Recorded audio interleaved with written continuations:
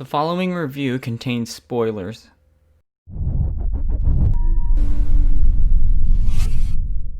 This movie is as dark as fuck.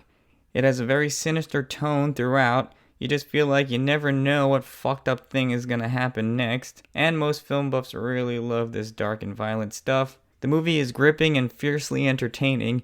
It was more than welcome a day after watching the slow and meandering I Think I'm Going to End Things.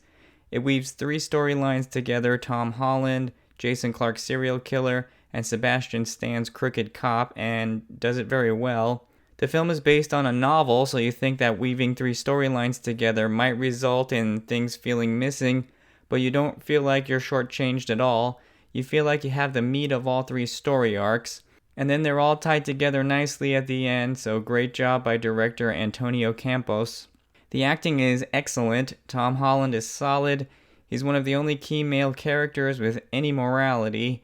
With this and Spider-Man, Tom Holland just conveys a genuine sense of goodness, if you will. Jason Clarke is excellent as a serial killer, and Harry Melling, who was the villain in the recent Netflix film The Old Guard, is also great as a deranged preacher, so the acting is excellent across the board. The film has two main themes. The film wants to make a statement about good people standing up to evil at all costs. This is conveyed through a quote from Tom Holland's father, Bill Skarsgård, a quote which Tom Holland repeats later: "There are a lot of no good sons of bitches out there." A moral man must do anything he can to fight against this, to stand up for himself and his own, to stand up for what's right. There's so much evil out there, and it's a long and difficult and exhausting fight, but it's a fight we must have. The second major theme would be anti-religion. Bill Skarsgård's character arc conveys this theme.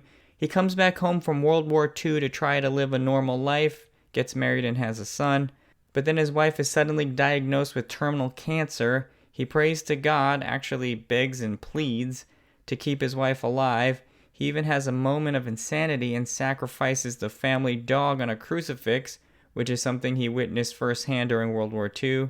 But all of this is to no avail as his wife succumbs to her illness. So this is what happens when you put too much faith in something that isn't real, something that is not proven, something that defies all logic and reason.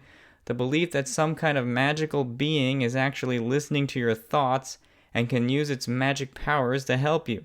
Bill Skarsgård puts all his eggs into the basket of faith, and it fails him, crushing his spirit and leading him to commit suicide. And also the Harry Melling character, which basically deals with religion in the same way. It seems this character loses faith for a moment, then decides to test God's power in the most extreme and psychotic of ways by stabbing his wife in the neck with a screwdriver and then praying to God to bring her back to life. It's similar to Bill Skarsgård's storyline, putting your entire life's focus into this one thing, and when it's not proven to be real, it just causes your spirit to break, and in the case of Harry Melling, leads to a complete psychotic breakdown. So these two character arcs convey strong, profound anti-religion themes. Then the theme returns with Robert Pattinson's character, but this is done in a different way, as it questions the use of religion as a guide to our morality. We have a charismatic young preacher who moves into town, and not soon after do we realize that he's a sexual predator who takes advantage of teenage girls. After he gets one of the key characters pregnant, Tom Holland's sister, he callously suggests she get rid of the unborn child, so the character is a complete monster. Study all the religious texts you want, it will in no way result in you cornering the market on morality. It's not super common to see these anti-religion themes in mainstream media, and it's more than welcome. The narrator's pleasant country accent is an ironic counterpoint to the film's dark and sinister tone. It turns out the narrator is actually the author of the novel the film is based on, Donald Ray Pollock.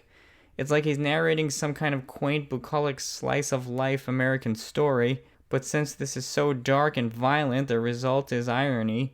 But perhaps this choice is also making some kind of statement about America. We see Middle America as this innocent place of good Christian people, but if we uncover this picturesque exterior, we see a world that's dark, disturbing, and violent.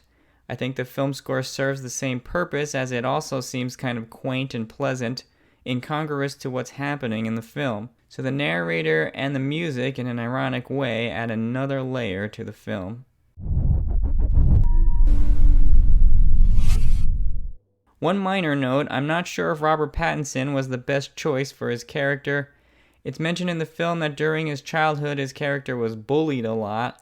Perhaps this is a direct link to why he uses his power to abuse young girls.